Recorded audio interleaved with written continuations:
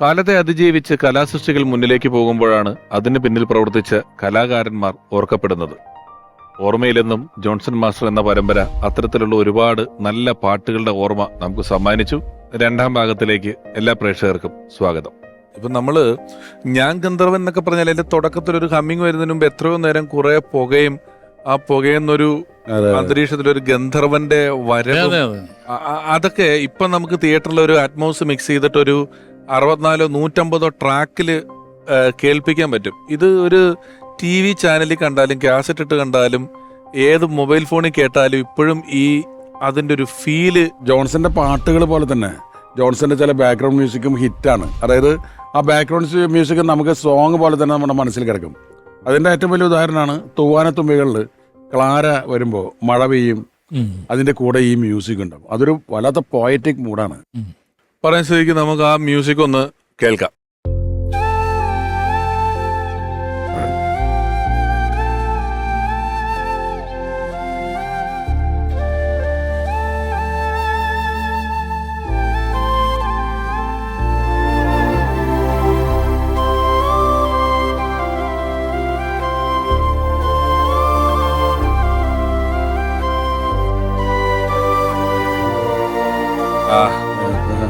നമ്മള് പശ്ചാത്തല സംഗീതത്തെ കുറിച്ച് പറഞ്ഞതുകൊണ്ട് ഒരു ലിറിക്സ്, മ്യൂസിക് ഡയറക്ടർ, ഗായകൻ അല്ലെങ്കിൽ ഗായിക, കോറസ് ഒക്കെ പോലെ തന്നെ വലിയൊരു മേഖലയാണ് ഒരു പാട്ടിനെ സംബന്ധിച്ച് അതിൻ്റെ ഒരു ഓർക്കസ്ട്രേഷൻ എന്ന് പറയുന്നത്.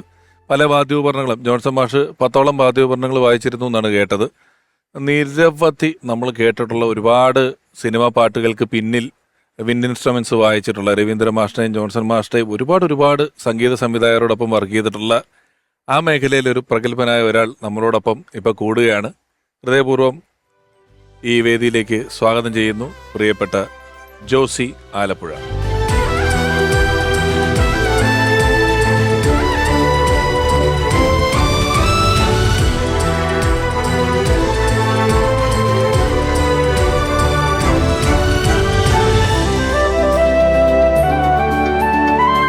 ഞങ്ങള് വരികളെക്കുറിച്ച്, സിനിമ സിറ്റുവേഷൻ പലതിനെക്കുറിച്ചും സംസാരിച്ചു. അതിൻ്റെ ഒരു ഓർക്കസ്ട്രയുടെ വിഭാഗത്തിൽപ്പെട്ടിട്ടുള്ള ഒരാളാണ് ജോസ് ചേട്ടൻ. ഒരുപാട് സിനിമകൾ വർക്ക് ചെയ്തിട്ടില്ല ജോൺസൺ മാഷോടൊപ്പം?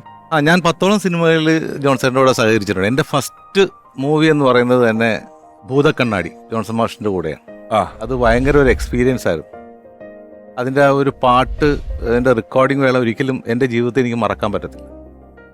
കാരണം ഞാനിവിടുന്ന് ജോൺസൺ മാഷിൻ്റെ റെക്കോർഡിംഗ് ഉണ്ടെന്ന് പറഞ്ഞിട്ട് ഇവിടുന്ന് പ്രാക്ടീസ് എല്ലാം ചെയ്ത് കോഴിക്കോട് മ്യൂസിക് സിറ്റിയിലാണ് എൻ്റെ വർക്ക്. പ്രാക്ടീസ് ചെയ്തെല്ലാം അവിടെ ചെന്നപ്പം ഫസ്റ്റ് എടുക്കുന്ന പാട്ട് തലചായ്ക്കാൻ ഒരു ആഴ്വാരം എന്നുള്ളൊരു പാട്ടാണ്. അപ്പം ബിറ്റെല്ലാം പറഞ്ഞതിപ്പോൾ നമ്മൾ പ്രാക്ടീസിന് എടുത്തു വെച്ചപ്പോൾ ഇത്രയുള്ളൊരു ഹാർമോണിയം, അത് ഈ പിച്ച് തമ്മിൽ ഭയങ്കര വ്യത്യാസം. അപ്പോൾ എൻ്റെ അടുക്ക ഞാൻ പറഞ്ഞു ചേട്ടാ ഇങ്ങനെ എനിക്ക് ശ്രുതി ചെറിയ അഡ്ജസ്റ്റ് ചെയ്ത് വെച്ചാൽ മതി. ഞാൻ അങ്ങ് ഭയങ്കര വിഷമമായി പോയി. കാര്യം എനിക്ക് നമ്മൾ ആദ്യമായിട്ട് വായിക്കുന്നതല്ലേ. അപ്പം പക്ഷെ പടം കണ്ടു കഴിഞ്ഞപ്പോഴാണ് അതിൻ്റെ ഒരു ഇത് മനസ്സിലായത്. അതിനകത്തൊരു തെരുവ്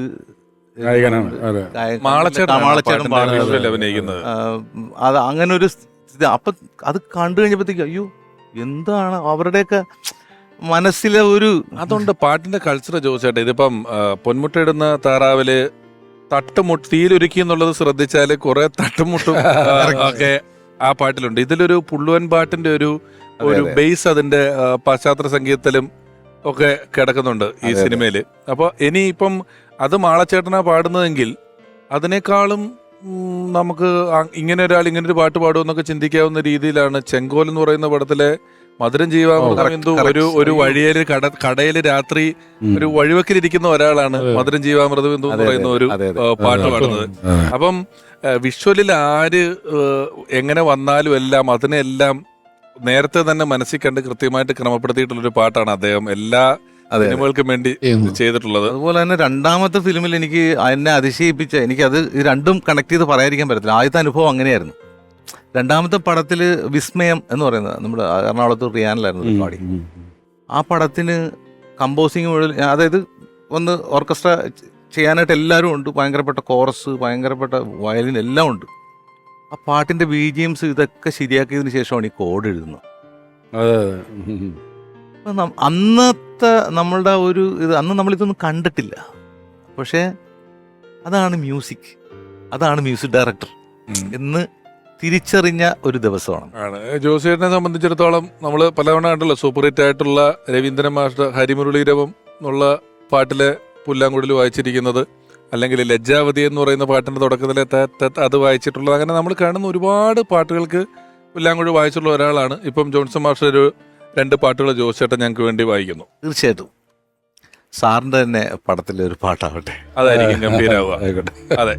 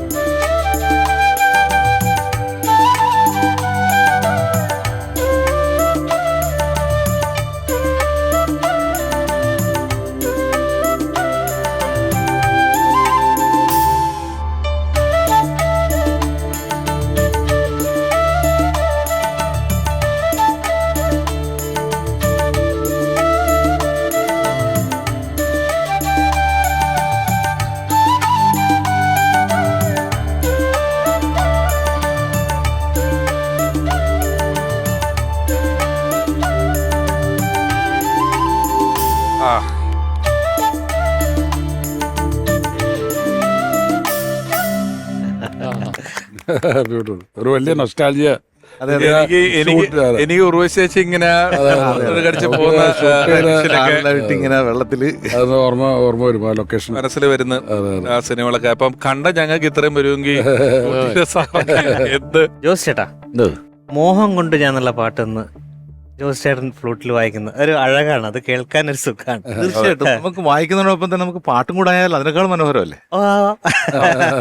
ആയിക്കോട്ടെ, ഒരു 2 പേരും കൂടെ ഒരു വരി പാടുന്നു, ഒരു വരി വായിക്കുന്നു, പോവാൻ നമുക്ക് നന്നാവും. ഓക്കെ.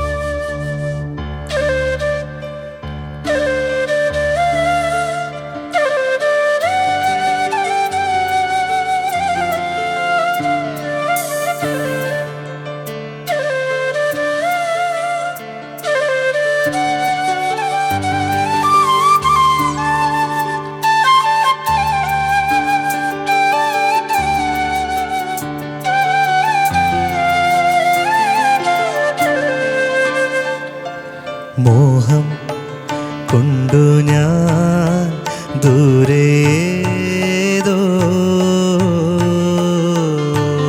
ഈണം പൂത്ത നാൾ മധു തേടിപ്പോയി ദൂരെ നീളെ തളിരാർന്നു പൂവനങ്ങൾ.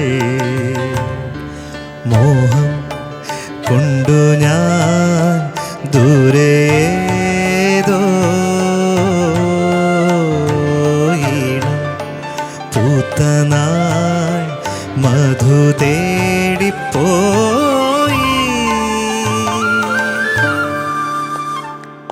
നമ്മുടെ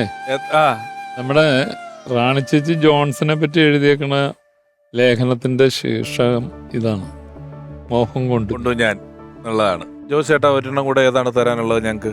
കണ്ണാടി കയ്യിൽ. ഉറപ്പായിട്ടും ഗ്രിപ്പുള്ള പാട്ടാണ്.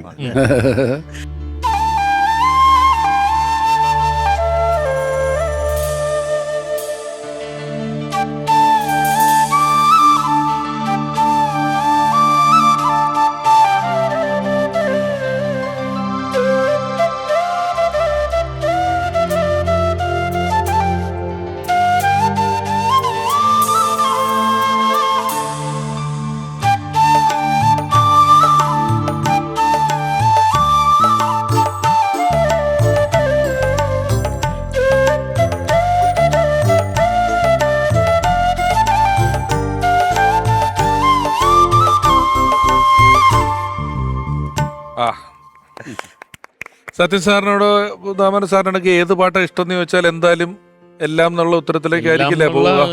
അങ്ങനെയല്ല പറയാൻ പറ്റില്ലല്ലോ. ജോൺസൺ എല്ലാമാണ്. അതെ. അതെ. ഞാൻ ജോൺസൺ കമ്പോസിങ്ങിന് വരുമ്പോൾ എന്നും നമ്മുടെ പാട്ട് തുടങ്ങണൊക്കെ മുമ്പ് പാടിപ്പിക്കുന്ന 2 പാട്ടുകളുണ്ട്. ഞാൻ പറയും ജോൺസ അനുരാഗിണി ഒന്ന് പാട്. അപ്പോൾ പുള്ളി ഇയാൾ തുടങ്ങി എന്ന് പറഞ്ഞിട്ട് അനുരാഗിണി പാടും. അത് കഴിഞ്ഞ് അടുത്തത് ഞാൻ പറഞ്ഞേക്കാൻ മുമ്പ് എന്നെ പുള്ളി പറയും അത് ഗോപികയാണ്.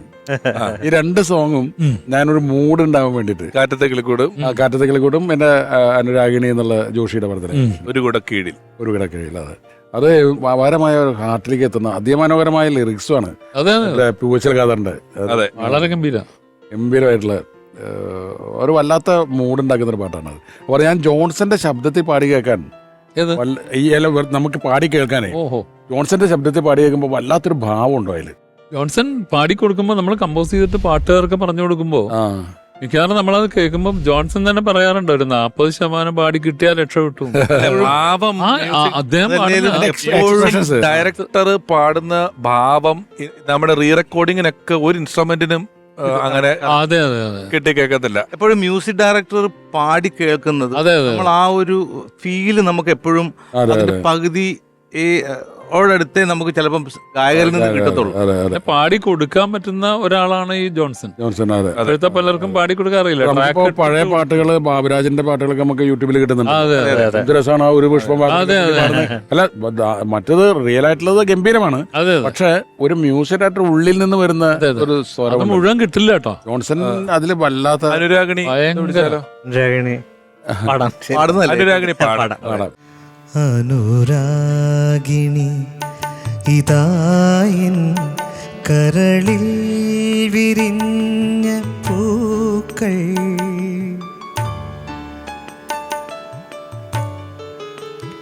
അനുരാഗിണി ഇതായൻ കരളിൽ വിരിഞ്ഞ പൂക്കൾ ഒരു രാഗമാലയായി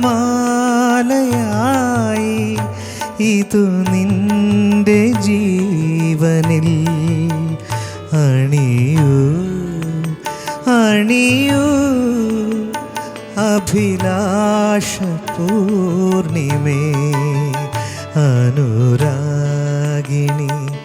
ഇതായൻ കരളിൽ വിരിഞ്ഞ പൂക്കൾ. ജോൺസൺ മുന്നിരുന്ന് പാടുന്ന പോലെ ഫീൽ ചെയ്തു. ദാമന വർഷം ഒരു രക്തം എന്ന് പറയുന്ന ഒരു സിനിമ കൂടെ ജോൺസൺ മാസ്റ്ററോടൊപ്പം ചെയ്തിട്ടില്ലേ? അത് ഏതായിരുന്നു? 3 പടം ചെയ്തിട്ടുണ്ട്. 3 പടം ചെയ്തിട്ടുണ്ട്. ഇതിൽ രക്തം ജോഷി സാറിന്റെ സിനിമ. രക്തം ജോൺസനാണ് 81 ചെയ്താണ്. ആദ്യ കാലഘട്ടത്തിലുള്ള പാട്ടാണ്. ആ സമയത്ത് എഴുതിയിട്ട് മ്യൂസിക് ആണോ മ്യൂസിക്കുള്ള എഴുത്താണോ? രണ്ടും ചെയ്തിട്ടുണ്ട് അതില്. ഈ സുഖം ഒരു ഗ്രീഷ്മം ഇറങ്ങിയ ഭൂവിൽ ഉള്ളൊരു പാട്ട് ചെയ്യുമ്പോൾ കുറെ മ്യൂസിക് ചെയ്തു, ഇഷ്ടപ്പെട്ടില്ല. ജോഷിയും ഇവരൊക്കെ ഉണ്ടായിരുന്നു. അങ്ങനെ പുള്ളി കുറെ കഴിഞ്ഞിട്ട് ഞാൻ ബംഗാളിയിൽ പണ്ട് കേട്ടുള്ള ഒരു ട്യൂണിൻ്റെ ഓർമ്മയിലൊരു സാധനം ഉണ്ട് ചെയ്ത സംഭവം. സുഖം ഒരു ഗ്രീഷ്മം ഇറങ്ങിയ ഭൂ. ഈ അടുത്ത് എം ജയേന്ദ്രൻ ഒരു ദിവസം എന്നെ വിളിക്കുകയാണ് 6 മാസം മുമ്പ്. അദ്ദേഹം വിളിച്ചിട്ട് കാലത്താണ് ഞാൻ സാറിനെ ഒന്ന് കടിച്ചോട്ടെ എന്ന്.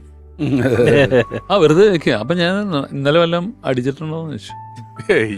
ഇല്ല, അല്ല അടിക്കില്ല, എനിക്കറിയാം, നല്ല സുഹൃത്ത് ബന്ധമുള്ളതാണ്. അപ്പൊ പറഞ്ഞു ഞാൻ ഇടയ്ക്കിടയ്ക്ക് കേട്ടിട്ടുണ്ട് ആ സുഖം ഒരു ഗ്രീഷ്മം ഇറങ്ങിയ പോകും. അത് ആ ദാസന്റെ സുഖം എന്ന് പറയുമ്പോൾ തന്നെ സൂചിപ്പിച്ചുകൊണ്ടിരിക്കുന്ന സംഭവം. അത് ഭയങ്കര ഇഷ്ടമാണ് എനിക്ക്. പക്ഷെ താങ്കളാണ് എഴുതിയതെന്ന് ഞാൻ ഇന്നലെ മാത്രമാണ് അറിയുന്നത്. അതുകൊണ്ടാണ് എൻ്റെ അടുത്ത് വളരെ സൗഹൃദമുള്ള മനുഷ്യനാണ്, ഇതറിഞ്ഞിട്ടില്ല, പറഞ്ഞിട്ടില്ല. അപ്പോൾ അത് ചെയ്തത് വളരെ കഷ്ടപ്പെട്ട് BTH എറണാകുളത്ത് ഭാരത് ടൂറിസമില്ല. അതിൻ്റെ കഥയിൽ എന്താ വെച്ചാൽ ഒരു ഗ്രീഷ്മം ഇറങ്ങിയ ഭൂവിൽ നിന്നുള്ള പാട്ട് വരി എഴുതി കഴിഞ്ഞപ്പോൾ പ്രൊഡ്യൂസർക്ക് പിടിച്ചില്ല. ജഗൻ പിക്ചേഴ്സ് അപ്പച്ചനാണ്. ഗ്രീഷ്മം എന്നുള്ള വാക്കൊക്കെ ഭയങ്കര പ്രശ്നമാണ്. ഇത് നല്ല സുഖമുള്ള സംഗതി എല്ലാം അമഞ്ഞു വന്നിട്ടുണ്ട്, പക്ഷെ ഇതൊന്നും എടുത്ത് കളയണം. അപ്പം എന്താ ഞാൻ ജോൺസണുണ്ട്. ജോൺസൺ അത് ഭയങ്കര ഇഷ്ടം. ജോൺസൺ ഈ പറഞ്ഞ പോലെ ലിറിക്ക് നല്ല ഇഷ്ടമാണ്, നന്നായിട്ട് വായിക്കുന്ന ഒരു മനുഷ്യനാണ്, സാഹിത്യമൊക്കെ ഇഷ്ടമാണ്. പാടി വരുമ്പോഴും ഗ്രീഷ്മം നല്ലത്. ജന്മം ചെയ്താൽ സമ്മതിക്കില്ല അപ്പച്ചൻ. ഞങ്ങൾ അപ്പച്ചനെ പറ്റിക്കാൻ വേണ്ടി സുഖം ഒരു വേനലിറങ്ങിയ ഭൂവിൽ നിഴൽ മാത്രം നോക്കി പാട്ട് ട്യൂണിന് കറക്റ്റാണ്, കൊള്ളില്ല, ആ ഡെപ്തും കിട്ടില്ല.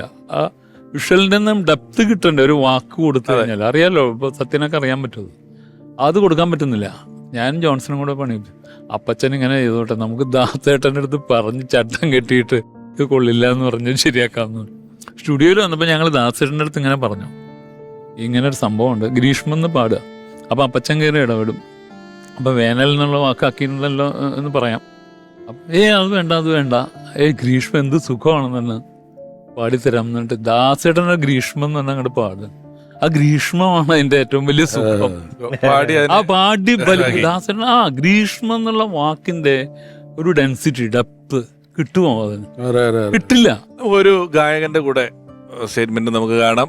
നിരവധി വർഷങ്ങളായി ഒരുപാട് നല്ല ഗാനങ്ങൾ മലയാളിക്ക് സമ്മാനിച്ചിട്ടുള്ള പ്രിയപ്പെട്ട പാട്ടുകാരൻ, പ്രിയപ്പെട്ട ബിജു നാരായണൻ ചേട്ടൻ ജോൺസൺ മാഷെ ഓർക്കുന്നു. കുട്ടിക്കാലം മുതലേ ഞാൻ ഒരുപാട് ആരാധിച്ചിരുന്ന വ്യക്തിത്വമായിരുന്നു ജോൺസേട്ടൻ. അദ്ദേഹത്തിൻ്റെ പാട്ടുകൾ പിന്നീട് പാടുവാൻ സാധിക്കുമെന്ന് സ്വപ്നത്തിൽ പോലും ചിന്തിച്ചിരുന്നില്ല. വളരെ കണിശക്കാരനായിട്ടുള്ള ഒരു സംഗീത സംവിധായകനായിട്ടാണ് ജോൺസേട്ടനെ ഞാൻ പലപ്പോഴും മനസ്സിലാക്കിയിട്ടുള്ളത്. ഒരു ഗായകനിൽ നിന്ന് എന്താണ് വേണ്ടതെന്ന് വളരെ കൃത്യമായിട്ടുള്ള ബോധവും അത് കൃത്യമായിട്ട് തന്നെ പാടിപ്പിച്ചെടുക്കാൻ ജോൺസേട്ടനുള്ളൊരു കഴിവ് എടുത്തു പറയേണ്ടതാണ്. ഒരുപാട് നല്ല ഗാനങ്ങൾ പാടിയിട്ടുണ്ട്. അതേപോലെ അദ്ദേഹമായിട്ട് ഒരുപാട് സ്റ്റേജ് പ്രോഗ്രാംസ് ചെയ്തിട്ടുണ്ട്. ഞാൻ പാടിയ ഗാനങ്ങളിൽ കല്യാണ സൗഗന്ധികത്തിലെ പാട്ട് എനിക്ക് ഭയങ്കര ഇഷ്ടമാണ്. കല്യാണ സൗഗന്ധികം മുടിയിലണിയുന്ന തിരുവാതിരേ. അതേപോലെ നീ വരുവോളം സിനിമയിലെ പൂവോ നിലാവോ പാലാഴിയോ പൂക്കും കൊതുമ്പിൻ പൂന്തോണിയോ. അങ്ങനെ ഒരുപാട് നല്ല ഗാനങ്ങൾ അദ്ദേഹത്തിന് വേണ്ടി പാടുവാൻ സാധിച്ചിട്ടുണ്ട്. അതെല്ലാം ഒരു ഭാഗ്യമായിട്ട് കരുതുകയാണ്. അദ്ദേഹത്തിൻ്റെ ഓർമ്മയ്ക്ക് മുമ്പിൽ ബാഷ്പാഞ്ജലികൾ. ഓർമ്മയിലെന്നും ജോൺസൺ മാസ്റ്റർ എന്ന ഈ പരമ്പരയിൽ ഇനിയും ആ മഹാപ്രതിഭയെ അനുസ്മരിക്കാൻ നമ്മളോടൊപ്പം ഒരുപാട് പേര് എത്തേണ്ടതുണ്ട്.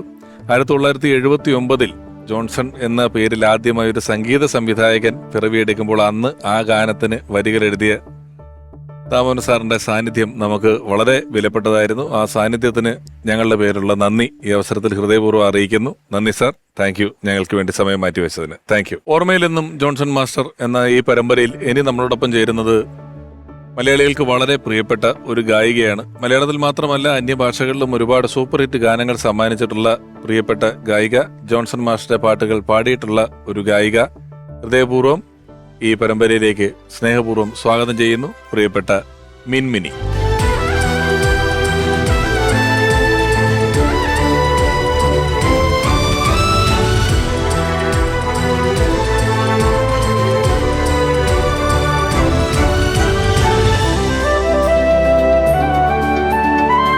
മിൻമിനി ചേച്ചിയും ഏതെങ്കിലും ഒരു പരിപാടിയിൽ കണ്ടിട്ട് കുറച്ചു നാളായി. ഇതിലേക്ക് വന്നതിൽ വളരെ സന്തോഷം. ജോൺസൺ മാഷോടൊപ്പം ആദ്യം പാടിയ പാട്ട് ഏതായിരുന്നു മിൻമിനി ചേച്ചി? ആദ്യമായിട്ട് പാട്ടാണ് പാടിയത്. ജോൺസേട്ടൻ ഇതാണ് മ്യൂസിക് ഡയറക്ടർ ജോൺസൺ എന്നൊന്നും അറിയാതെ അത് ഞാൻ ചെന്നൈയിൽ എത്തിയ ദിവസം രാജാ സാറിൻ്റെ വോയിസ് ടെസ്റ്റ് ഒക്കെ കഴിഞ്ഞു. അന്ന് തന്നെ രാജാ സാറിൻ്റെ ഒരു പാട്ട് പാടി. അപ്പോൾ എനിക്ക് ആദ്യമായിട്ട് മലയാളത്തിലെ സിനിമയിലൊരു ചാൻസ് തന്ന ആളാണ് രാജാമണി സാറ്. അപ്പോൾ സാറിൻ്റെ വീട് സാലിഗ്രാം തന്നെ ആയതുകൊണ്ട് ഞങ്ങളിവിടെ എത്തിയിട്ടുണ്ട് എന്ന് പറയാനായിട്ട് ഞങ്ങൾ രാജാ സാറിൻ്റെ റെക്കോർഡിങ് കഴിഞ്ഞിട്ട് കൂടെ ജയനങ്ങളും ഉണ്ടായിരുന്നു, നമ്മുടെ പാട്ട് പാടുന്ന ജയനങ്ങൾ. അങ്കിള് ഞങ്ങള് രാജാമണി സാറിൻ്റെ വീട്ടിൽ കൊണ്ടുപോയി.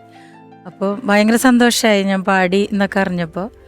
അപ്പോൾ പറഞ്ഞു, എന്നാൽ ഒരു കാര്യം ചെയ്യും, ഇപ്പോൾ രാത്രി അരവിന്ദ് ഓഡിയോയിലൊരു പാട്ട് റെക്കോർഡ് ചെയ്യാനുണ്ട്, ജോൺസേട്ടനാണ് പാടുന്നത് കൂടെ എന്ന് പറഞ്ഞു. ശരി, ജോൺസേട്ടൻ എന്ന് പറഞ്ഞത് ഈ മ്യൂസിക് ഡയറക്ടർ ജോൺസൺ ആണ് എന്ന് ഗ്രഹിക്കാനുള്ള ഒരു അറിവൊന്നും എനിക്ക് അന്നില്ല. അല്ല, അന്ന് കൂടെ പാട്ടുകാരനായിട്ടാണോ പരിചയപ്പെടുത്തുന്നത്?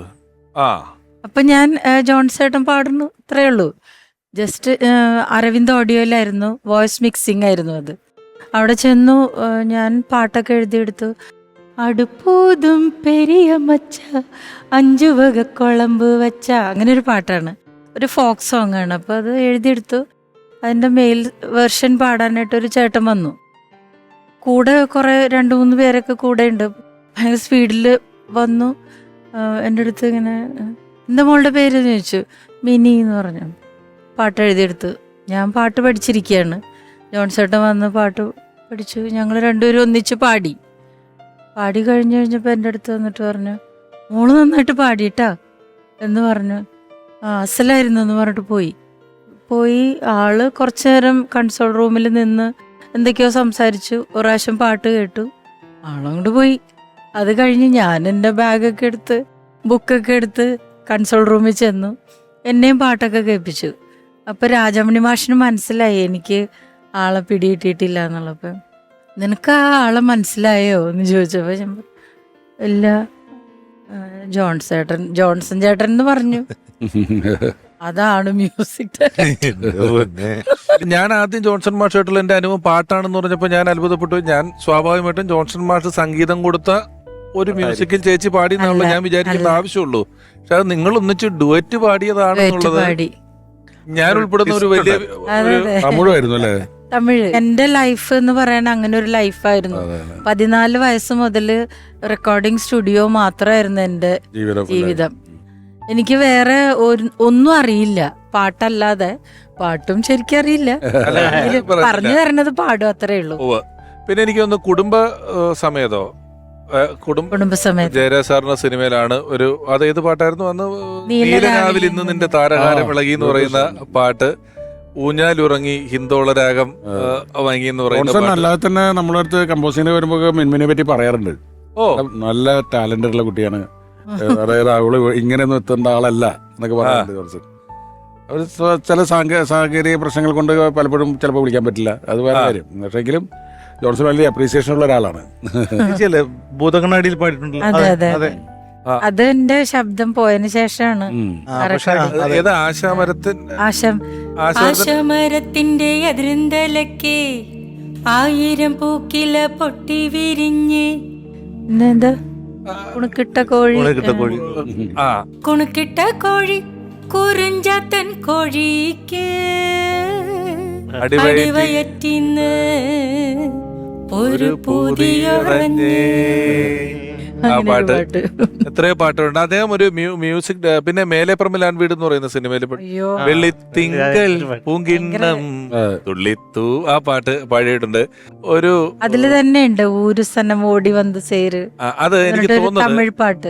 ചേച്ചി മലയാളിയാണെങ്കിലും ഇപ്പൊ ചിന്ന ആസൈ ഉൾപ്പെടെ തമിഴിലാണല്ലോ. തമിഴിൽ പോയി പാടിയിട്ട് അവിടുന്ന് മലയാളികള് തിരിച്ചറിയാം. നേരെ മലയാളത്തിലല്ല. ഞാൻ നേരെ മലയാളത്തിലാ പാടി. ആണ് ആരും അധികം അറിഞ്ഞു. അതാണ് ഞാൻ തിരിച്ചറിയുക എന്നുള്ള വാക്ക് കൃത്യമായിട്ട് ഉപയോഗിച്ചത്. ആ പാട്ട് ഉണ്ടാക്കിയ ഒരു അലകള് ഭയങ്കരമാണല്ലോ. അതെ. അപ്പൊ അതിന് മുമ്പ് പാടിയെങ്കിലും നമ്മൾ അറിയുന്നത് ഇതിലാണ്. മാത്രമല്ല ഇന്നത്തെ അത്രയും അറിയാൻ കാസറ്റിന്റെ കവറിൽ പേര് വരുന്നതിനപ്പുറം അല്ലെ സിനിമയുടെ ടൈറ്റിൽ കാർഡിൽ പേര് വരുന്നതിനപ്പുറം ആകാശവാണിയിൽ പേര് പറയുന്നതിനപ്പുറം നമുക്കൊരാളെ മുഖം കൊണ്ടോ ഒന്നും ഒരു പാട്ടുകാരനെയോ പാട്ടുകാരിയോ അറിയാനുള്ള വഴിയില്ലാത്തൊരു കാലഘട്ടമായിരുന്നത് കൊണ്ട് ഈ ചിന്ന ആസയിലാണ് നമ്മൾ അവിടെ പോയിട്ട് വന്നെന്ന് പറയുന്നത്. അപ്പൊ ഞാൻ മേലെപ്പുറമിലാണ് വീട് ഞാൻ പറയുന്നത്. അതില് പവിഴം തമിഴത്തിയ. അപ്പൊ അന്ന് നമ്മളെ സംബന്ധിച്ച് അന്ന് ഈ പാട്ട് പാടിയ ആളും തമിഴത്തിയാന്ന് വിചാരിച്ചിട്ടാണ് നമ്മൾ വെള്ളിത്തിങ്കൾ പൂങ്കിണ്ണൊക്കെ കേൾക്കുമ്പം അതിനൊരു പവിഴം എന്ന് പറയുന്ന ക്യാരക്ടറിന് ഒരു ഫീല് വരും നമുക്ക്. മലയാളിയാണ് പാടിയെങ്കിലും തമിഴത്തിയുടെ ഒരു ഫീലിലാണ് ഈ 2 പാട്ടുകളും നമ്മൾ കേട്ടിട്ടുള്ളത്. ഇപ്പോഴും ഞാൻ തമിഴത്തിയാണെന്ന് വിശ്വസിക്കുന്നവരുണ്ട്. കൂടുതൽ ഇത് തന്നിട്ടുള്ളൂ. തമിഴാണ് കൂടുതൽ പാടിയതും തമിഴാണ്. ഒരു പാട്ടുകാരൻ ഒരു ഗായകന്റെ കൂടെ സ്റ്റേറ്റ്മെന്റ് നമ്മൾ ഈ അവസരത്തിൽ കേൾക്കേണ്ടതായിട്ടുണ്ട്. അദ്ദേഹം വളരെ സീനിയർ ആയിട്ടുള്ള ഒരു പാട്ടുകാരനാണ്. ഒരുപാട് ഹിറ്റ് ഗാനങ്ങൾ നമുക്ക് സമ്മാനിച്ചിട്ടുള്ള ആളാണ്. കഴിഞ്ഞ കൊല്ലം പോലും പ്രേമലു എന്ന് പറയുന്ന സൂപ്പർ ഹിറ്റ് ചിത്രത്തിൽ ഒരു പാട്ട് പാടിയിട്ടുള്ള ആളാണ്. സ്നേഹപൂർവ്വം പ്രിയപ്പെട്ട മാർക്കോസ് ഏട്ടൻ. ജോൺസൺ മാഷിനെ പറ്റി പറയുമ്പോൾ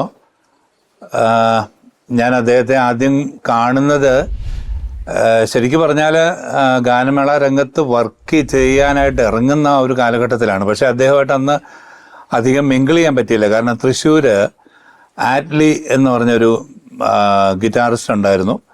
അപ്പോൾ അദ്ദേഹത്തിൻ്റെ ഒരു ഓർക്കസ്ട്ര ജോൺസൺ മാഷ് ഉൾപ്പെടെ ഉള്ളവർ ചേർന്ന് ആണ് വർഷങ്ങൾക്ക് മുമ്പ് അത് വോയിസ് ഓഫ് തൃശ്ശൂർ എന്നാണെന്നാണ് എൻ്റെ ഓർമ്മ ആരംഭിച്ചത്. അപ്പോൾ അന്ന് ഒരു ഫംഗ്ഷന് പാടാൻ ചെല്ലുമ്പോഴാണ് അദ്ദേഹത്തെ ഒന്ന് കണ്ട് പോയത്. പക്ഷെ അന്ന് കൂടുതലായിട്ടൊന്നും പരിചയപ്പെടാനിട വന്നില്ല.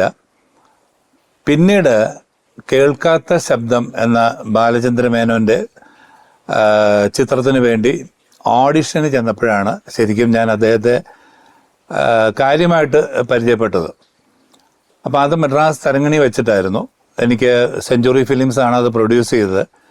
അപ്പോൾ സെഞ്ച്വറി ഫിലിംസിൻ്റെ ഓഫീസിൽ നിന്നുള്ള ഒരു വിളിയുടെ പുറത്ത് ഞാൻ മദ്രാസിൽ തരങ്ങണി സ്റ്റുഡിയോയിൽ ചെല്ലുന്നു. അവിടെ വെച്ചിട്ടാണ് മാഷിനെ ഞാൻ ആദ്യമായിട്ട് കാണുന്നത്. വോയിസ് മാഷിനെ ഇഷ്ടപ്പെട്ടു, എന്തായാലും താൻ ഈ സിനിമയിൽ പാടുന്നുണ്ട് എന്ന് പറഞ്ഞ് അങ്ങനെയാണ് എൻ്റെ ആദ്യത്തെ ചലച്ചിത്രമായ കേൾക്കാത്ത ശബ്ദം എന്ന ചിത്രത്തിലെ കന്നിപ്പൂമാനം എന്ന ഗാനം ഞാൻ പാടാനിടയാകുന്നത്. എന്നെ കണ്ടെത്തി എന്നെ സിനിമയിൽ അവതരിപ്പിച്ചത് ജോൺസൺ മാഷാണ് എന്നുള്ളത് ഇനിയും മാറ്റി പറയാൻ പറ്റത്തില്ലല്ലോ. അപ്പോൾ അദ്ദേഹമാണ് എന്നെ കണ്ടെത്തിയത്. ഒരുപാട് പേര് സംഗീതം ചെയ്യുന്നുണ്ട്, പക്ഷെ സംഗീതം നന്നായിട്ട് കൈകാര്യം ചെയ്യുന്ന, അതായത് വോക്കൽ ആയിട്ടും ഉപകരണങ്ങളായിട്ടും അതേപോലെ ഈ കോഡ്സ് സെറ്റ് ചെയ്യുന്നതിൻ്റെ കാര്യത്തിലായാലും ഓർക്കസ്ട്രേഷൻ്റെ ബീജി ഉണ്ടാക്കുന്ന കാര്യത്തിലായാലും റീ റെക്കോർഡിങ്ങിൻ്റെ കാര്യത്തിലായാലും എല്ലാം മാഷ് വളരെ സ്പോണ്ടേനിയസ് ആയിട്ടുള്ള ഓരോ തീരുമാനങ്ങളും പെട്ടെന്ന് അദ്ദേഹം കമ്പോസ് ചെയ്യുമായിരുന്നു. അപ്പോൾ അതെല്ലാം ആണ് ഒരു യഥാർത്ഥ മ്യൂസീഷ്യൻ എന്ന് പറയാനുള്ള, അദ്ദേഹത്തെ മാസ്റ്റർ എന്ന് വിളിക്കാനുള്ള ഒരു കാരണമെന്ന് ഞാൻ കരുതുന്നു. ഒരുപാട് പാട്ടുകാരെ കണ്ടെത്തുകയും കൊണ്ടുവരികയും ആലപിക്കുകയൊക്കെ ചെയ്തിട്ടുള്ള ഒരാളാണ് ജോൺസൺ മാഷ്. നമുക്ക് ജോസി ചേട്ടൻ്റെ ഒരു പ്രകടനം കൂടെ തൽക്കാലം ഒന്ന് കാണാം. ജോൺസൺ മാഷെ കുറിച്ച് പറയുമ്പോൾ നമ്മൾ എപ്പോഴും ആദ്യം പറയുന്ന പാട്ടുകളിലൊന്നാണ് കണ്ണീർ പൂവിന്റെ കവിളിൽ തലോടി എന്നുള്ള പാട്ട്. അതൊന്ന് കേൾക്കാൻ ജോസി ചേട്ടാ.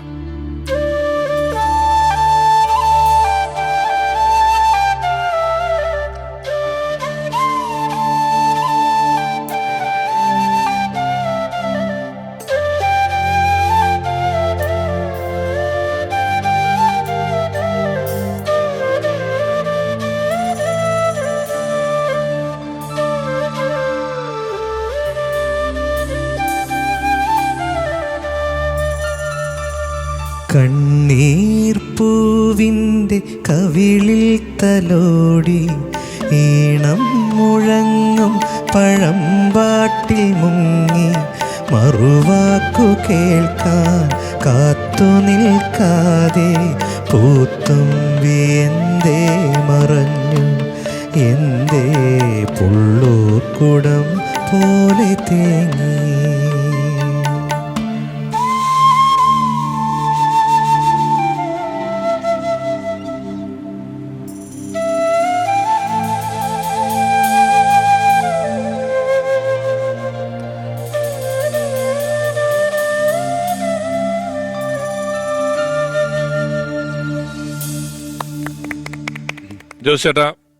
ജോസേട്ടൻ റെക്കോർഡിങ്ങുകളുടെയൊക്കെ വലിയ തിരക്കുകളിൽ നിന്നാണ് എന്നറിയാം.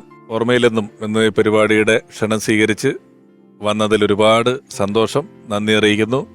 ഒരുപാട് പാട്ടുകൾ ജോസേട്ടൻ ഞങ്ങൾക്കിപ്പം സമ്മാനിച്ചു. അതെല്ലാം ഈ ഒരു വലിയ ജോൺസൺ മാഷ് എന്നൊരു വലിയ സംഗീതജ്ഞൻ്റെ ഓർമ്മകളിലൂടെ യാത്ര ചെയ്യുമ്പം നമ്മൾ ഈ പാട്ടുകളെക്കുറിച്ച് എപ്പോഴും പറയുക എന്നുള്ളതിനേക്കാളും പാട്ട് പാടുക, അത് സംഗീതമായി തന്നെ കേൾക്കുക എന്നുള്ളതിനാണ് കൂടുതൽ പ്രസക്തി. വളരെ സന്തോഷം വന്നതിൽ നന്ദി.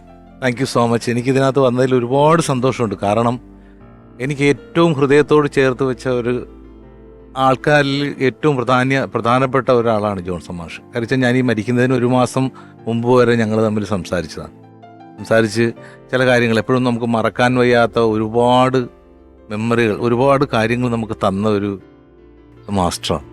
അപ്പം ആ ആത്മാവിന് മുമ്പിൽ പ്രണമിക്കുന്നു. Thank you so much. ഓർമ്മയിലെന്നും ജോൺസൺ മാസ്റ്റർ എന്ന ഈ പരമ്പരയിൽ ഇനി ഒരാൾ കൂടി വരികയാണ്. ഒരുപക്ഷെ നമ്മളാരും അദ്ദേഹത്തെ അറിഞ്ഞതിനും അപ്പുറം ജോൺസൺ മാസ്റ്ററെ അറിയാവുന്ന ഒരാൾ, ജോൺസൺ മാസ്റ്ററുടെ പ്രിയപ്പെട്ട പത്നി റാണി ആൻറ്റി. ഞാൻ കൂട്ടിക്കൊണ്ടുവരാം.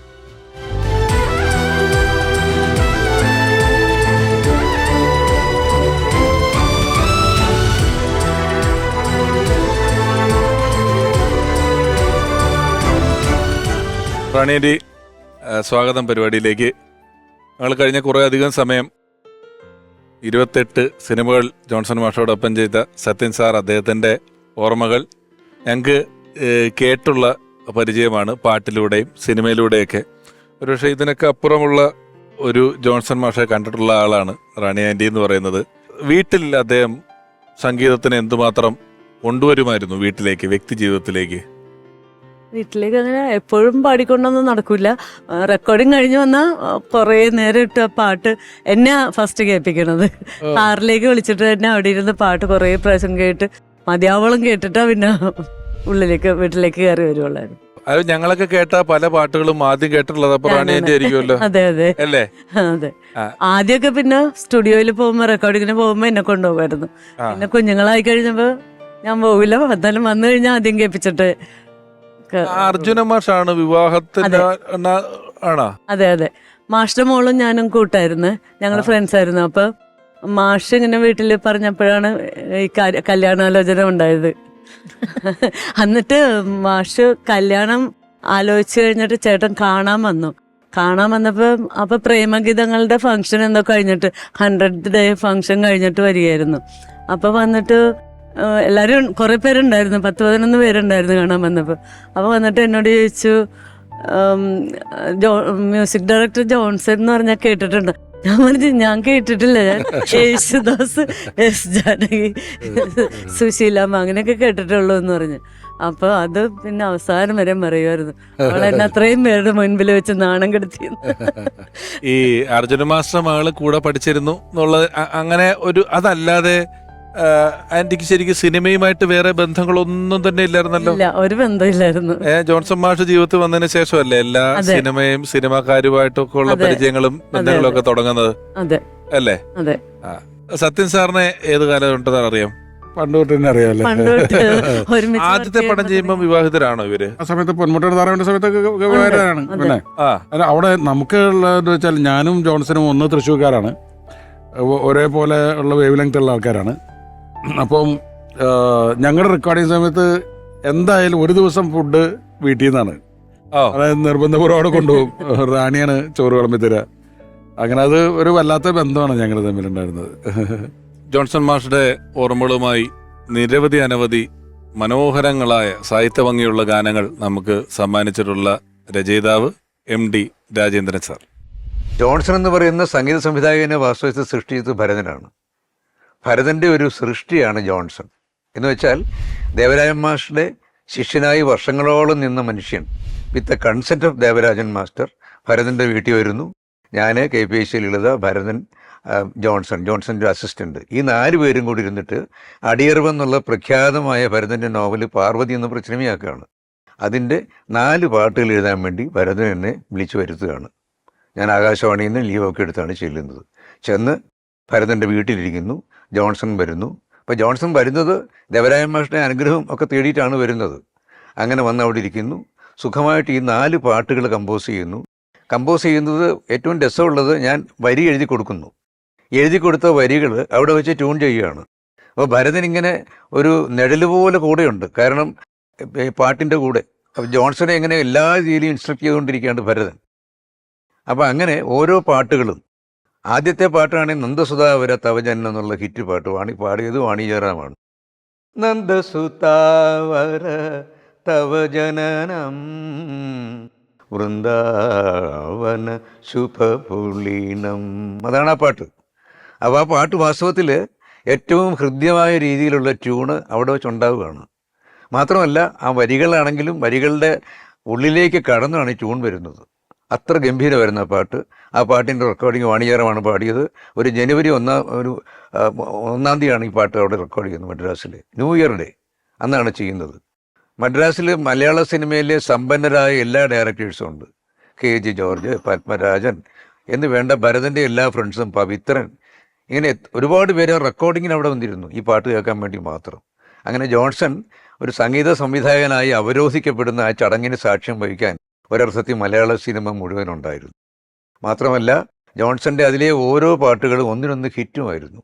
കുറുനിരയോ മഴ മഴ മുകിൽ നിരയോ കൊനു കൊനു ചികുരമദനലാസ്യലഹരിയോ എന്ന് പറഞ്ഞിട്ട് ജയചന്ദ്രൻ ഒരു പുതിയ ലിഫ്റ്റ് കിട്ടിയ പാട്ടാണ് അത്. അങ്ങനെ ഞാൻ വലതുകാല് വെച്ച് എന്ന് തന്നെ പറയാം, മലയാള സിനിമയിൽ വലതുകാല് വെച്ച് ഒരു ഹിറ്റ് റൈറ്ററായിട്ട് മാറുന്നത് വാസ്തവത്തിൽ because of Johnson and Bharathan. വിവാഹത്തിന് ശേഷമാണെന്ന് തോന്നുന്നു ആദ്യത്തെ സ്റ്റേറ്റ് അവാർഡ്. അതെ, ഓർമ്മയ്ക്കായി എന്ന് പറഞ്ഞ പടത്തില് ഭരതേട്ടന്റെ പടമായിരുന്നു. അതിനപ്പം സ്റ്റേറ്റ് അവാർഡ് കിട്ടിയത് ആദ്യം. അപ്പം എല്ലാരും പറയായിരുന്നു, ബാലേന്ദ്ര മേനോനാണ് ചേട്ടൻ്റെ അടുത്ത് നേരിട്ട് പറഞ്ഞു, പിന്നെ കുഞ്ഞുണ്ടായി കഴിഞ്ഞിട്ടാണെങ്കിൽ അത് കുഞ്ഞിന്റെ ഭാഗ്യം എന്ന് പറഞ്ഞാല് ഇപ്പൊ ഇത് റാണിയുടെ ഭാഗ്യം. ഒരു വൈകാരികമായ ഒരുപാട് മുഹൂർത്തങ്ങൾ ഉണ്ടായിട്ടുണ്ട്. ഇപ്പോൾ ജോൺസൺ ഒരിക്കലും ഒരു അപകടം പറ്റിയല്ലോ, ട്രെയിനിൽ നിന്ന് ജോൺസൺ ഒരു രാത്രി വീണുപോയി. അങ്ങനെ അതാണ് ആ നെറ്റിയിലെ കലയൊക്കെ. അപ്പോൾ ട്രെയിനിൽ നിന്ന് വീണ വിവരം മദ്രാസിലിരിക്കുന്ന റാണി അറിഞ്ഞാലുണ്ടാകാവുന്ന പ്രയാസങ്ങൾ അറിയാലോ. ഞാനാണെങ്കിൽ അവിടെ വന്ന് സിയാദ് കോക്കറിനൊക്കെ വിട്ട് ഹോസ്പിറ്റലിൽ അഡ്മിറ്റ് ചെയ്ത് കഴിഞ്ഞിരിക്കുന്നു. ഞാൻ അവിടെ നിന്ന് അന്തിക്കാട് നിന്ന് പോന്നിട്ടില്ല. വേവലാതിപ്പെട്ടിരിക്കുന്ന റാണി ഒരിത്തിരി സമാധാനമായത് ജോൺസൺ പിന്നീട് എന്നോട് പറഞ്ഞിട്ടുള്ളതാണ്. ഞാൻ വിളിച്ചിരുന്നു റാണിയെ. റാണിയോട് പറഞ്ഞു, റാണി പേടിക്കാതിരിക്കുക, എന്തെങ്കിലും കൂടുതൽ വലിയ ഇഷ്യൂസ് ആണെങ്കിൽ ഞാനിവിടെ ഇരിക്കുന്ന റാണിക്ക് തോന്നുന്നുണ്ടോ, ഞാൻ അവിടെ ആയിരിക്കില്ലേ? അത് വിളിച്ചിട്ട് ഓരോ ഇതാ പറയണ, അവിടെ പെട്ടി ഇവിടെ പെട്ടി എന്ന് പറഞ്ഞിട്ട് ആകെ ടെൻഷനായിരുന്നു. അതെ, അപ്പൊ ഞാൻ വിളിച്ചു പറഞ്ഞതാണ്, റാണി സമാധാനമായിരിക്കും, എന്തെങ്കിലും കൂടുതൽ ഇഷ്യൂസ് ഉണ്ടെങ്കിൽ ഞാൻ ഇവിടെ ഇരിക്കുമോ എന്ന് ചോദിച്ചത്. അപ്പോഴാണ് ഒന്ന് ശാന്തമായി എന്ന് ജോൺസൺ പറഞ്ഞിട്ടുണ്ട് പിന്നീട്. അല്ല, സത്യമാണ്, ഒരു സൗഹൃദമുള്ള സ്ഥിതിക്ക് നമ്മളവിടെ ഓടിയെത്തും എന്നുള്ളൊരു ബോധ്യമുണ്ടല്ലോ. ഏതെങ്കിലും ഒരു സ്പെഷ്യൽ പാട്ട് ഇന്നതാണ് ഇഷ്ടം എന്നൊക്കെ റാണി ആന്റിയോട് പറഞ്ഞിട്ടുണ്ടോ? ഏതെങ്കിലും ഒരു മ്യൂസിക് ഡയറക്ടർ എന്നുള്ള നിലയിൽ, അല്ലെ റാണി ആന്റിക്ക് വേണ്ടിയുള്ള പാട്ടുകൾ ചെയ്തിട്ട് ഞങ്ങളത് പിന്നെ സിനിമാ പാട്ടായിട്ട് കേട്ടിട്ടുണ്ടോ? അങ്ങനെയില്ല, അങ്ങനെയില്ല. എല്ലാ പാട്ടുകളും ചേട്ടൻ അങ്ങനെ ഇഷ്ടമായിരുന്നു. റാണി ആന്റി പറയുമായിരുന്നു ഏതെങ്കിലും ഒരു പാട്ട് എനിക്ക് ഇന്നതാണ് ഇഷ്ടം, അല്ലെങ്കിൽ ഇപ്പൊ വിവാഹത്തിന് മുമ്പ് ചെയ്ത പാട്ടുകൾ ഏതാ ഇഷ്ടം എന്ന് ചോദിക്കുമോ? അങ്ങനെയൊക്കെ ചെയ്തിട്ടുണ്ടോ? അങ്ങനെയൊക്കെ ചോദിക്കാറുണ്ട്. പിന്നെ ഞാൻ എല്ലാ പാട്ട് കേൾക്കുമ്പോ നല്ല പാട്ട് അങ്ങനെയായിരുന്നു പറഞ്ഞുകൊണ്ടിരുന്നത്. എനിക്ക് പാട്ട് പാടാനൊന്നും അറിയില്ല, കേൾക്കാൻ ഭയങ്കര ഇഷ്ടമായിരുന്നു. റാണിന്റെ ഏറ്റവും കൂടുതൽ കേട്ടിട്ടുള്ള പാട്ട് ഏതായിരിക്കും റാണിന്റെ? എന്റെ മൺവീണയിൽ എന്നുള്ള റാണി പലപ്പോഴും പറഞ്ഞു, എന്റെ മൺവീണയിൽ കൂടണ ഞാൻ ഒരു മൗനം നേരം പുലരുമ്പോൾ എന്ന് പറയുന്ന സിനിമയിലെ ONV സാറിന്റെ വരികളാണ്. എന്റെ മൺവീണയിൽ കൂടണയാനൊരു മൗനം പറന്നു പറന്നു വന്നു, പാടാൻ മറന്നൊരു പാട്ടിലെ തേൻ കണം പാറിപ്പറന്നു വന്നു. എൻ്റെ മൺവീണയിൽ കൂടണയാനൊരു മൗനം പറന്നു പറന്നു വന്നു, പാടാൻ മറന്നൊരു പാട്ടിലെ തേൻ കണം പാറിപ്പറന്നു വന്നു.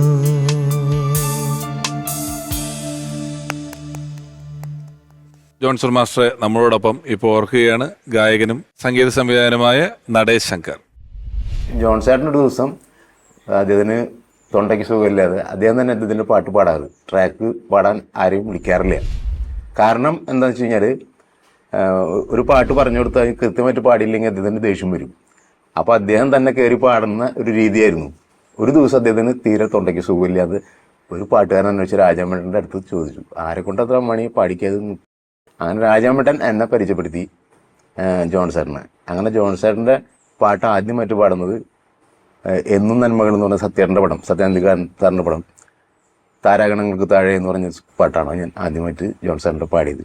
അവിടെ നിന്ന് അങ്ങോട്ട് അത് പ്രത്യേകത എന്താ വെച്ച് കഴിഞ്ഞാൽ ആ പാട്ട് പാടാൻ എന്നെ വിളിക്കുന്നത് ഞാൻ വേറൊരു സ്ഥലത്ത് റെക്കോർഡിങ്ങിന് പാടിക്കൊണ്ടിരിക്കുകയായിരുന്നു. ദേവേന്ദ്രൻ എന്ന് പറയുന്ന തമിഴിലൊരു മ്യൂസിക് ഡയറക്ടറുണ്ട്, അദ്ദേഹത്തിൻ്റെ പാട്ട് പാടിക്കൊണ്ടിരിക്കുമ്പോൾ അവിടെ നിന്ന് എന്നെ വിളിച്ച് പ്രസാദ് ലാബ് സ്റ്റുഡിയോയിൽ കൊണ്ടുവന്ന് ഈ പാട്ട് പറഞ്ഞു തന്നിട്ട് പെട്ടെന്ന് പഠിച്ച് അരമണിക്കൂറിനുള്ളിൽ റെക്കോർഡിങ്ങും കഴിഞ്ഞു, പാട്ട് പഠനം കഴിഞ്ഞു, എല്ലാം കഴിഞ്ഞു. അപ്പോൾ ജോൺസേട്ടൻ പറഞ്ഞു, പിറ്റേ ദിവസം മുതൽ അദ്ദേഹത്തിൻ്റെ എല്ലാ പാട്ടുകളും, പിന്നെ അവിടെ നിന്നിട്ട് അദ്ദേഹത്തിൻ്റെ അവസാന കാലം വരയ്ക്കുള്ള ഒരുപാട് പാട്ടുകൾ എനിക്ക് പാടാൻ ഭാഗ്യം ഉണ്ടായിട്ടുണ്ട്. അപ്പോൾ അദ്ദേഹത്തിൻ്റെ ഓരോ റെക്കോർഡിങ്ങുകൾക്കും പാടുമ്പോൾ മധുരം ചെയ്യാൻ പ്രതിബന്ധു, മഞ്ചാടി മണി കൊണ്ട് മാണിക്കൂടം നിറഞ്ഞു, താരാഗണങ്ങൾക്ക് താഴെ, സ്നേഹാർത്ഥ സന്ധിക്ക് മീത്, അങ്ങനെയൊക്കെ ഒരുപാട് പാട്ടുണ്ട്. അദ്ദേഹം പാതിര പാൽക്കടല്, അങ്ങനെ എണ്ണിയാ തീരില്ല എത്രയധികം പാട്ടുകൾ എനിക്ക് പാടാൻ ഭാഗ്യം ഉണ്ടായിട്ടുണ്ട് ജോൺസണിൻ്റെ. ഓർമ്മയിലെന്നും ജോൺസൺ മാസ്റ്റർ എന്ന ഈ പരിപാടിയിലേക്ക് ഞങ്ങളുടെ ക്ഷണം സ്വീകരിച്ചെത്തിയ മിൻമിൻ ചേച്ചി വളരെ നന്ദി. വന്നതിന് നിഷാദ് ഞാൻ നന്ദി പറഞ്ഞു കഴിഞ്ഞു. സത്യൻ സാർ, ഞാൻ ആമുഖത്തിൽ പറഞ്ഞതുപോലെ ടെലിവിഷൻ പരിപാടികളിലൊരു സാന്നിധ്യമേ അല്ല, വല്ലപ്പോഴും മാത്രം അത്ര സെലക്റ്റീവായി ചില സിനിമയുടെ ആവശ്യങ്ങളുമായി ബന്ധപ്പെട്ടല്ലാതെ സന്നിഹിതനാകാത്ത ഒരാളാണ്. ഞങ്ങൾ ഈ പരിപാടിയെക്കുറിച്ച് പറഞ്ഞപ്പോൾ ജോൺസൺ മാസ്റ്ററുടെ ഒരു എപ്പിസോഡാണെന്ന് അറിഞ്ഞപ്പോൾ അദ്ദേഹം ഇതിൽ വരാമെന്നേറ്റു. അദ്ദേഹത്തിന്റെ സാന്നിധ്യത്തിന് ഞങ്ങൾ നന്ദി പറയുന്നു. റാണി ആൻറ്റി ഒരുപക്ഷെ ടെലിവിഷൻ പ്രേക്ഷകർ അധികം കണ്ടിട്ടേ ഉണ്ടാവില്ല. ആദ്യം ഒരു അർദ്ധസമ്മതവും പിന്നീട് പൂർണ്ണ സമ്മതവും നൽകി ഈ പരിപാടിയിലേക്ക് റാണി ആൻറ്റിയും വന്നു. ഒരു ആരാധകർ എന്ന നിലയിലോ ആസ്വാദകർ എന്ന നിലയിലോ ഒക്കെ നമ്മൾ മലയാളികളായിട്ടാണ് ജനിച്ചിട്ടുള്ളതെങ്കിൽ ജോൺസൺ മാസ്റ്ററിൽ നിന്നോ അദ്ദേഹത്തിന്റെ പാട്ടിൽ നിന്നോ ഒക്കെ ഒളിച്ച് ജീവിക്കുക എന്ന് പറയുന്നത് ഏറെ ശ്രമകരമായ ജോലിയാണ്. എവിടെയെങ്കിലുമൊക്കെ പാട്ടായിട്ട് വരും, നമ്മൾ വീണ്ടും വീണ്ടും ഓർക്കും. നമ്മളെ സംബന്ധിച്ച് അവരെ നമ്മൾ ഓർക്കുകയാണ് ചെയ്യുന്നത്. കാരണം നമ്മൾ ആരാധകരാണ്, ആസ്വാദകരാണ്. എന്നാൽ സത്യൻ സാറിനെ പോലെയുള്ള സുഹൃത്തുക്കൾ അല്ലെങ്കിൽ റാണി ആൻറ്റിയെ പോലെ സ്വന്തമായുള്ളവർക്ക് അത് ഓർക്കേണ്ടതില്ല. അവർ മറക്കാത്ത കാര്യങ്ങളാണ് ഓരോന്നും. അതുകൊണ്ട് തന്നെ അവരുടെ അത്തരത്തിലുള്ള ഓർമ്മകളിലേക്ക് ഒരുപാട് യാത്ര ചെയ്യാതെ ഓർമ്മയിലെന്നും ജോൺസൺ മാസ്റ്റർ എന്ന ഈ പരമ്പര ഇവിടെ താൽക്കാലികമായി അവസാനിപ്പിക്കുകയാണ്. ക്ഷണം സ്വീകരിച്ചെത്തിയ ഓരോരുത്തരോടും ഹൃദയപൂർവ്വം നന്ദി ഈ അവസരത്തിൽ പറയുന്നു. നന്ദി. നമുക്ക് സൈൻ ചെയ്യാം. ഓക്കെ.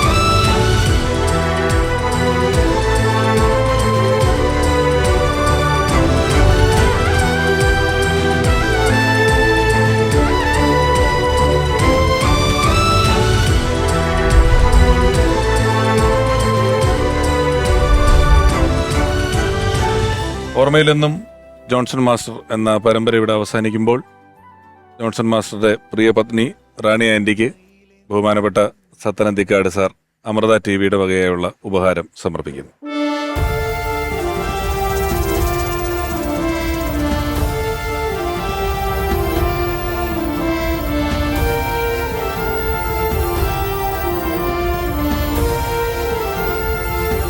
ഉള്ളിൽ ആമോദത്തിരകൾ ഉയർത്തുന്ന ഒരുപാട് മനോഹരങ്ങളായ ഗാനങ്ങൾ മലയാളിക്ക് സമ്മാനിച്ച പ്രിയപ്പെട്ട സംഗീത സംവിധായകൻ ജോൺസൺ മാസ്റ്ററുടെ ജീവിതത്തിലൂടെ, സംഗീതത്തിലൂടെ, സുഹൃത്തുക്കളിലൂടെ, സിനിമകളിലൂടെയൊക്കെയുള്ള ഒരു യാത്രയായിരുന്നു ഇന്നത്തെ എപ്പിസോഡ്.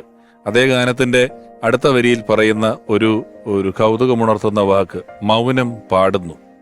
മൗനമായി പാടുക എന്നത് അസാധ്യമാണ്. ജോൺസൺ മാസ്റ്ററെ ഓർക്കാതിരിക്കുക എന്ന് പറയുന്നത് മലയാളികളെ സംബന്ധിച്ച് എത്ര അസാധ്യമാണോ അത്രയും. ജോൺസൺ മാസ്റ്റർ എന്ന ആ അതുല്യ പ്രതിഭയുടെ ഓർമ്മകൾക്ക് ശേഷം വരുന്ന എപ്പിസോഡിൽ നമ്മൾ ഓർക്കുന്നത്